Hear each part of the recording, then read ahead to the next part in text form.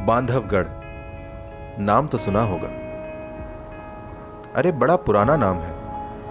माना जाता है कि त्रेता युग में श्री राम ने यह किला अपने छोटे भाई लक्ष्मण को उपहार में दिया था। त्रेता युग खत्म हुआ, पर इतने शानदार किले को इतिहास भुलाता थोड़े ही है। इस महल में न जाने कितने साम्राज्य हुए और 14वीं शताब्दी में बांधवगढ़ ने खुद को पाया बघेल शासकों के हाथ में। मगर घने जंगल में आना जाना आसान नहीं था और आखिर जब राजा विक्रमादित्य सिंह ने अपनी राजधानी रीवा में बसा ली तो कुछ ही समय में जंगल ने किले को एक बार फिर अपने आगोश में ले लिया और वर्चस्व जंगल के राजा यानी बाघ का जब जब जिक्र होगा, हिंदुस्तान के दिल में बसे इस जंगल का नाम शायद सबसे पहले लिया जाएगा।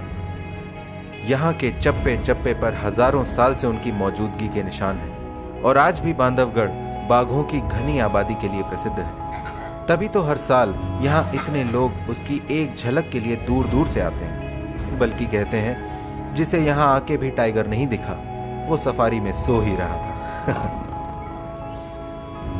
पर बांधवगढ़ हमेशा ऐसा नहीं था, कम से कम बीती सदी में तो नहीं। सालों तक इसे एक शिकारगाह की तरह इस्तेमाल किया गया। ब्रिटिश राज की ठाट बाट में बाघ का शिकार आला दर्जे का शौक था।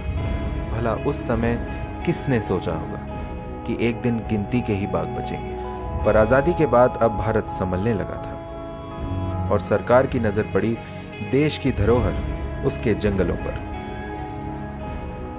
धीरे धीरे वन विभाग हरकत में आया और उसने वन संरक्षण से जुड़ी गतिविधि प्रारंभ करी और 1972 में वाइल्ड लाइफ प्रोटेक्शन एक्ट आने से पहले ही बांधवगढ़ को राष्ट्रीय उद्यान घोषित कर दिया गया। फिर 1973 में प्रोजेक्ट टाइगर के अंतर्गत पूरे देश में खास तौर पर बाघों को बचाने की मुहिम चलाई गई और कुछ ही सालों में बांधवगढ़ फिर से फलने फूलने लगा और बन गया बाघों का एक प्राकृतिक आवास।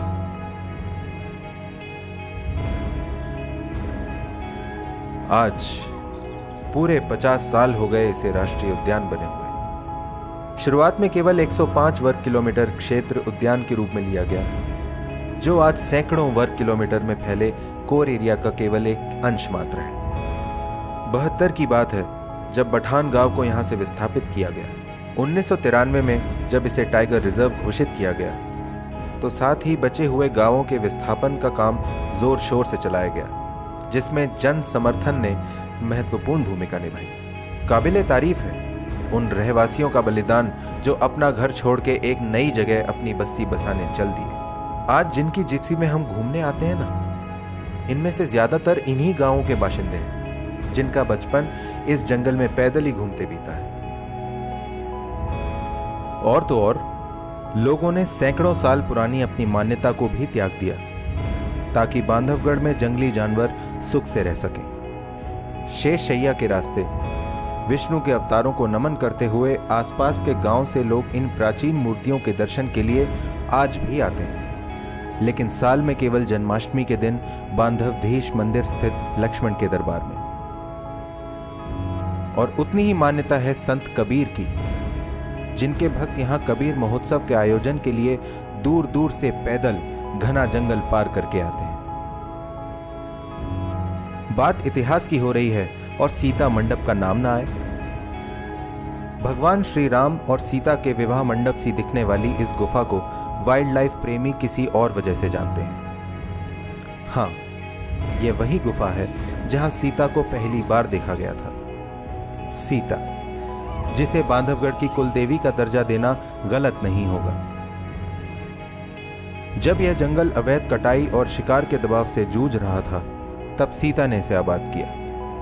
1986 से 96 के बीच इसने 6 बार शावकों को जन्म दिया और इसी के साथ शुरू हुआ एक नया दौर, टाइगर टूरिज्म का दौर।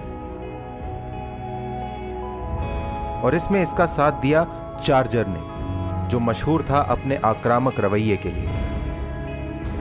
देश विदेश के कई फिल्मकारों ने सीता और चार्जर की कथा दुनिया भर में सुनाई। किसी दंत कथा के नायक सा प्रसिद्ध चार्जर आज सूखे पत्तों की चादर ओढ़े इसी जगह आराम कर रहा है, इस बात से बेखबर, बेफिक्र कि उसका राजकुटुंब आज भी पनप रहा है बांधवगढ़ के कई बाघों के रूप में।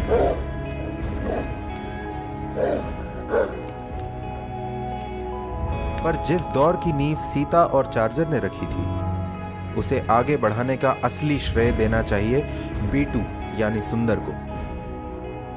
B2 ने अकेले ही पर्यटन उद्योग की काया पलट दी।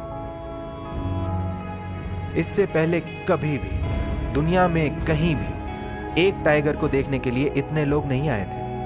अरे नाम चलता था अपने B2 का। और यहीं से पूरे देश भर में पर्यटन से जुड़े लोगों ने एक नया चलन चलाया, किसी जंगल को टाइगर के नाम पर प्रमोट करने का। आज वाइल्ड लाइफ टूरिज्म भारत में सालाना हजारों करोड़ का उद्योग है, जिसने स्थानीय रहवासियों के लिए व्यवसाय के नए आयाम खोले हैं। अर्थशास्त्रियों के अध्ययन से मालूम होता है कि एक पर्यटक का 11 लोगों के रोजगार में योगदान होता है। और मध्य प्रदेश वन विभाग की एक पहल के अंतर्गत पर्यटन से होने वाली कमाई में से 1/3 हिस्सा सीधा स्थानीय समुदाय के हित में दिया जाता है। चारों तरफ घनी इंसानी आबादी से घिरे बांधवगढ़ का प्रबंधन वन विभाग और वन्य प्राणियों के लिए रोज एक नई चुनौती लेकर आता है। मगर पिछले 50 सालों में किए गए प्रयासों से गांव के रहवासी और वन विभाग के आपसी तालमेल और सौहार्द ने बांधवगढ़ को वन्य जीवों के लिए एक सुरक्षित वन में विकसित किया है। उम्मीद है आने वाली पीढ़ियां भी अपनी धरोहर को संजो के रखने में हाथ बटाएंगी। फिर वन की रक्षा करते हमारे वन रक्षक तो हैं ही, और उनका साथ देने के लिए जंगल का राजा बाघ, जो युगों से हमारे जंगलों की रक्षा करता आ रहा है। परित्राणाय साधूनां विनाशाय च दुष्कृताम् धर्म संस्थापनार्थाय संभवामि युगे युगे।